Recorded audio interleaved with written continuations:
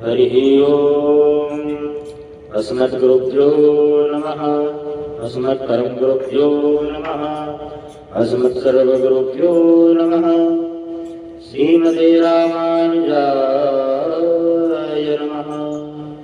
श्रीशैलेशदयापात्रं धीभक्त्यादिगुरार्णवम् यतीन्द्रप्रवरं वन्दे रम्यजामातरं मुने। लक्ष्मीनाथसमारम्भां नाथयामनमध्यमाम् अस्मदाचार्यपर्यन्तां वन्दे गुरुपरम्पराम्। जय श्रीमन्नारायण। राधे राधे। स्वागत है आज हमारे चैनल में आपका। हम आपको आज एक बात बताना चाहते हैं। इस बात को श्रवण करने से पहले आप हमारे चैनल को लाइक एवं सब्सक्राइब करें एवं चैनल इस वीडियो को शेयर करें। एक दृष्टांत के माध्यम से हम आपको बताना चाहते हैं कि आदमी जीते जी तो भगवान का नाम नहीं ले सकता, किंतु मरने के बाद यदि वह भगवान का नाम लेना चाहे तो वह भगवान का नाम श्रवण नहीं कर सकता। एक बुढ़िया माता थी। बुढ़िया माता के 3 बेटे थे। तीनों के 3 बड़े ही अच्छे थे। और एक वही बुढ़िया माता जी थी, भगवान को कभी नहीं मानती थी। नित्य प्रतिदिन भगवान को पूछते रहते हैं, भगवान को मानने की। उसके बड़े बेटे ने कहा कि भैया आप एक काम कीजिए, आप बुजुर्ग को आप बहुत हो गई हैं, अब आप एक काम कीजिए कि आप चले जाइए। कहाँ? तीर्थ चले जाइए, वृंदावन धाम चले जाइए, वाराणसी चले जाइए, ज्योतिर्लिंग के दर्शन कर लीजिए, तो इससे आपको उद्धार हो जाएगा। परंतु बुढ़िया कहती है कि नहीं, खाएगा। अरे हमारे बेटों में ही सारा सुख है महाराज। तो बेटा कहता है कि भैया अब आप बुजुर्ग हो गई हैं, भगवान नाम ले लीजिए। तो बोले हाँ, आपको जरूरत ही नहीं है। अब एक बार तो बुढ़िया माता दूध लेकर के आ रही। अब दूध लेकर के आ रही है तो पीछे से सांड आ रहा था महाराज। अब सांड दौड़ते हुए हाय हाय हाय हाय करते हुए सांड जा रहा है। अब पास में गली में एक मंदिर था, मंदिर में जगह थी। अब वो बढ़िया दौड़ते हुए मंदिर पर जा पहुंचे।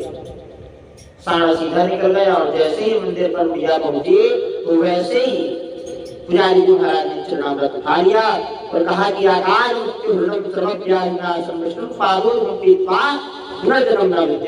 भैया आप एक काम कीजिए, यह चरणामृत को पार कर लीजिए।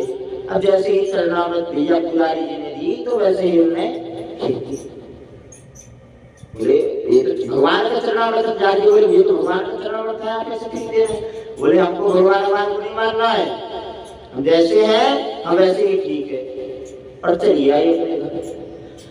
अब बुढ़िया का अंतिम समय आया, बुढ़िया मर गई।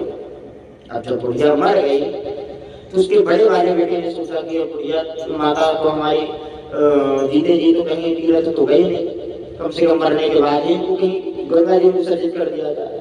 अब बड़े वाले बेटे ने माता की अस्थियों को लिया, लेकर के जा रहा था। अब जाते जाते उसको रास्ते पर देर हो गई, रात हो गई। तो पास में ही उसका एक मित्र था। तो मित्र को कहा, मित्र से सोचा कि आज रात में यहीं पर विश्राम कर लिया जाता है, उसके बाद अगले दिन हम लोग गंगा जी में मैया की अस्थियों को विसर्जित कर देंगे। अब वह रात्रि के समय उसके यहाँ रुका, लेकिन उसका जो मित्र था, मित्र की जो पत्नी थी वह बहुत ही लोभी थी। कोई भी उसके यहाँ आता तो उसका बैग को खोलना, देखना कि भाई क्या लाया है क्या नहीं लाया है। इस प्रकार से उसकी आदत थी। अब आदत थी तो क्या हुआ कि उसने उसके बैग को खोला तो बैग से मटकी पड़ी। अब भैया कि अब वही पत्नी, उसकी पत्नी जो थी, मटकी को ली और फोड़ दी। अब फोड़ने के बाद उसमें से हड्डी निकली। और हड्डी निकली तो सोचे कैसा मित्र है, मेरे को लगा कि कैसा मित्र है इनका। हमको लगा कि आया हुआ कुछ फल वल लाया हुआ तो हम खाए पिए। ये देखो हड्डी लाया और ले गए और ना ले उठे। अब बेचारा बैग उठाया सुबह सुबह और निकल पड़ा। वहां पर पंडा को देखा तो पंडा को देखा और पंडा से सारी की सारी पूजन सामग्री, सारे मंडल इत्यादि सब बनवा करके तैयार रखवाया। और जैसे ही पंडा ने बोला कि आप निकालिए अपनी माता की अस्थि। जैसे ही माता की अस्थियां निकालने को गया तो बैग में देखा ही महाराज उसमें तो अस्थियां ही नहीं है।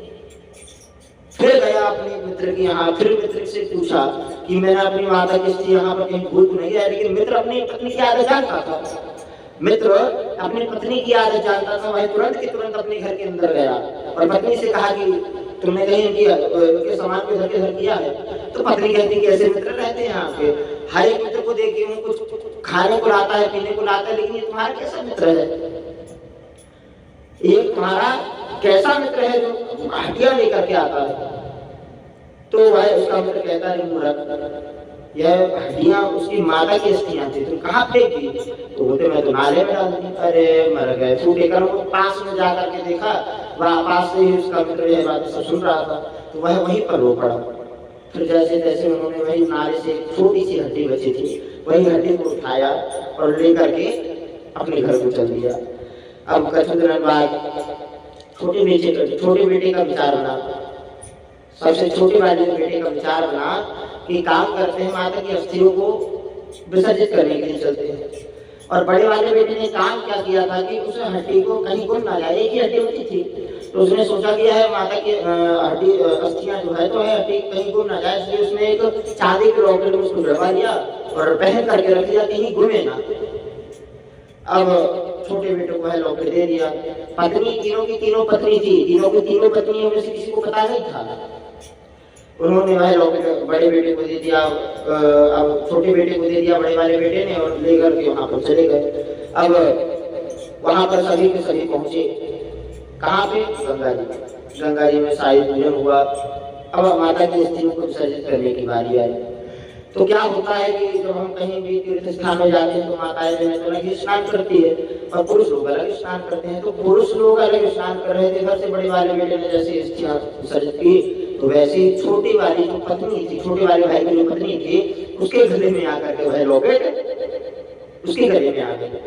अब जब उसके गले में आ गई तो वह प्राण की गंगा मैया को हरा करके देखी और अपने घर आई, घर में देखी कि भाई ये तो गंगा मैया का प्रसाद है, यह बात किसी को बताऊंगी नहीं कि गंगा मैया मुझे आशीर्वाद की। तो महाराज कहना है कि आदमी यदि जीते जी भगवान का भजन नहीं कर सका तो मरने के बाद उसका मोक्ष होना मुमकिन है। क्या कह दिया मैं, ध्यान नहीं आ रहा है, बंद कर दिया।